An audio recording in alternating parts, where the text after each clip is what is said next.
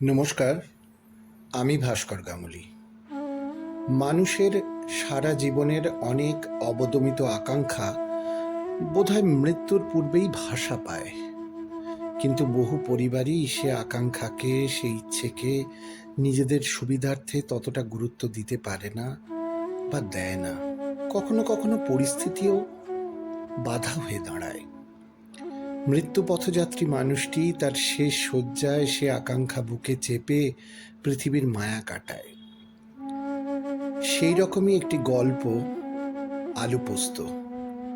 রচনা ও পাঠ দুটোই আমার নিজের।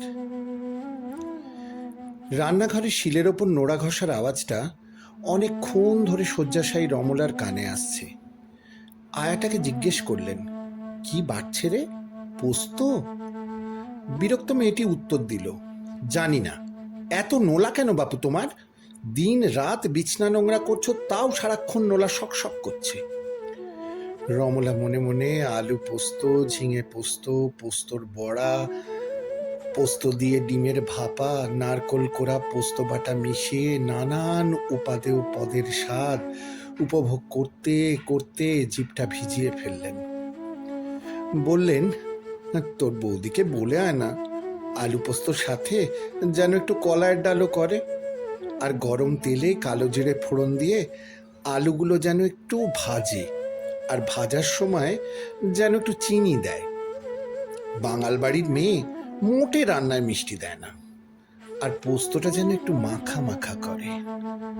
রমলার বারবার খোঁচাতে বিরস মুখে মেয়েটি ঘরের বাইরে বেরোলো। রমলার ছেলে আর ছেলের বউ অফিস যাওয়ার আগে কর্তব্য করতে একবার এ ঘরে উঁকি দেয়। আজও তার অন্যথা হলো না। বেরোনোর আগে দরজার কাছে এসে দাঁড়ালো, চোখের ইশারায় জানতে চাইল কি অবস্থা। এই সময়গুলোতে রমলার মনে হয় ওরা যেন দেখতে আসে রমলা বেঁচে আছে কিনা। অবশ্য ওদেরই বা দোষ কি? 2 বছর ধরে ঘর আটকে পড়ে থাকলে জানতে তো চাইবেই। নিতান্ত নিজের বাড়ি, স্বামীর আর ওর দুজনের পেনশন, তাই ঠ্যাং ধরে রাস্তায় ফেলে দেয়নি। দুবেলা দুটো জমদূতের মতন আয়া রমলার মুখের সামনে, তাও সারা ঘরটায় হাসপাতালের গন্ধ। ভিজে ডাইপার পরে শুয়ে থাকেন, বলা সত্ত্বেও পাল্টায় না, শুধু বসে বসে ফোন ঘাঁটে আর টিভি দেখে। ছেলে দরজার কাছ থেকে জানতে চাইল, আজ কেমন আছো মা? রমলা চিঁ চিঁ করে উত্তর দেন, আমার আর থাকা না থাকা, একটু আলু পোস্ত খাবো বললাম, তাও তোর বউ ফতোয়া জারি করেছে আমার নাকি শুধু গলা ভাত বরাদ্দ, বাড়িতে রান্না হবে তাও খেতে পাবো না। বলেই হাউ মাউ করে কাঁদতে লাগলেন। ছেলে দুপা এগোচ্ছিল বোধহয় মাকে ভোলাতে, কিন্তু বইয়ের রক্তচক্ষুর সামনে সে মাতৃভক্তি তাড়াহুড়োয় মুলতুবি রেখে আসছি বলে বেরিয়ে গেল। রাগ করে দুপুরে খেলেন না, মুখ গোমড়া করে কাঠ হয়ে পাশ ফিরে শুয়ে থাকলেন। কিন্তু মনে মনে সেই আলু পোস্ত স্বাদ, গন্ধ আপন মাধুরী ছড়িয়ে রমলাকে প্রলুব্ধ করতে লাগলো, যেন পৃথিবীর সবচেয়ে দামি সুখাদ্যটির অমৃত আস্বাদের সৌভাগ্য থেকে বঞ্চিত তিনি।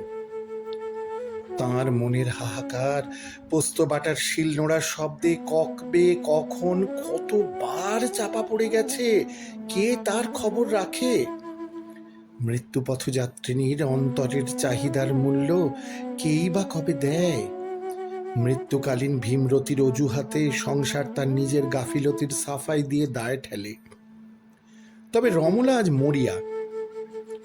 দিনের আয়াটিকে কাছে ডেকে বলেন, কাল আমার জন্য আসার সময় একটু আলু পোস্ত করে আনিস না রে, রাতে গিয়ে না হয় ভিজিয়ে দিস, তাহলে সকালে বাড়তে অসুবিধে হবে না।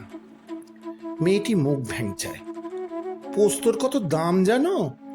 এমনিতেই আমার নুন আনতে পান্তা ফুরোয় দশা, তার উপর তোমার আলু পোস্তর বায়না। রমলা বলেন, আমার এক হাতের একটা চুড়ি খুলে নে না, পিসি চন্দ্রের বানানো, এক একটায় 1.5 ভরি। ও তোর পোস্ত কিনেও অনেক টাকা থাকবে, সেটা তুই নিয়ে নিস। রমলার অন্তর আত্মার বাসনার মূল্য একটা চুড়ির দামের কাছে কিছুই নয়। যে কোনো মূল্যে আজ তিনি তাঁর বাসনার কথা শুনতে চান। মেয়েটি এবার বিরক্ত হয়ে বলে, পাগল বুড়ি, আমায় হাজত বশ করাতে চাও না? তোমার চুড়ি নিয়ে আর আমার 100 ফৈজত হোক আর কি। রমলা বুঝলেন এ সংসারে তার পাওনা শুধু গলা ভাতেই সীমাবদ্ধ, তার বাইরে কিছু চাওয়ার অধিকার তার নেই। সারা জীবন চাকরি করে তিল তিল করে বাড়ি করলেন, ছেলে মেয়ে মানুষ করলেন, স্বামীর সেবা করলেন, সব কর্তব্য পালন করলেন, কিন্তু কোনো দিন নিজের জন্য কিচ্ছু চাননি। নিজে রোজগেরে হওয়া সত্ত্বেও আজ এক বাটি আলু পোস্তর জন্য নিজের গয়না খুলে দিতেও তিনি দ্বিধা করলেন না। তবু সংসার তাকে শূন্য হাতে ফেরালো।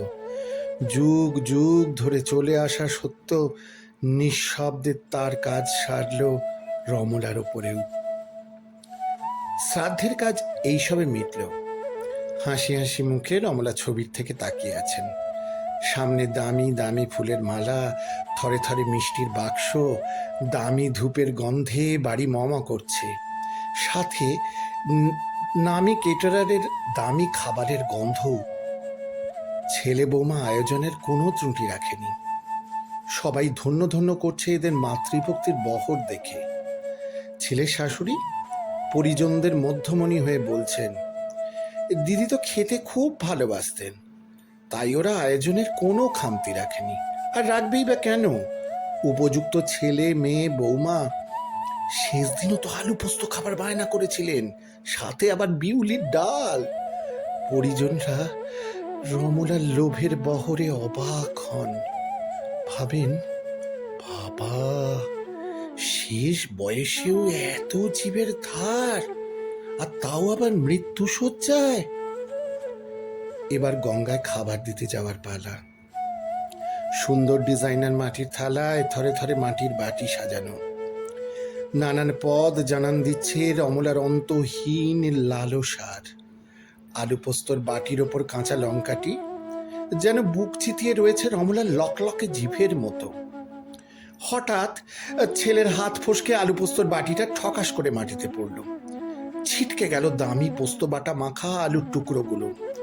সবুজ কাঁচা লঙ্কাটি মুখ থুবড়ে পড়ল সাদা মার্বেলের মেঝেতে। সগর্বে রমলার কোনো দিন না করা একটা প্রশ্ন ছুঁড়ে দিয়ে তাকিয়ে রইল তার আত্মজোর দিকে।